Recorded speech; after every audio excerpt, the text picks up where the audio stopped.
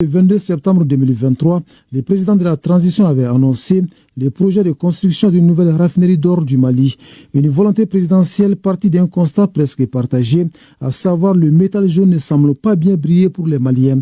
Cette volonté de changer les choses est doublée des attentes fortes du général d'armée Assimi Goïta.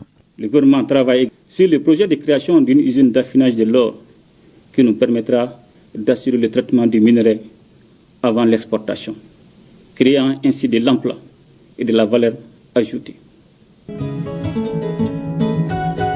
Ce qui n'était qu'un projet il y a quelques mois se concrétise. Le Conseil des ministres du 28 mai 2025 a adopté un projet de décret fixant les modalités de participation de l'État au capital social de la Société de raffinerie d'or du Mali.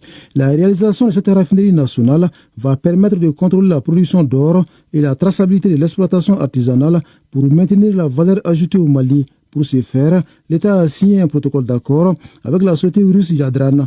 Le président de la transition pose ce lundi la première pierre de l'infrastructure, une autre étape franchie dans la valorisation de l'immense potentiel minier du Mali. Notre pays canalisera les revenus qu'il est en droit d'attendre de l'exploitation minière et développer par la même occasion le tissu industriel et commercial, ainsi que les diverses infrastructures au niveau local et national. La nouvelle raffinerie d'or du Mali aura une capacité de 200 tonnes par an. L'État y détiendra une participation de 62% du capital social.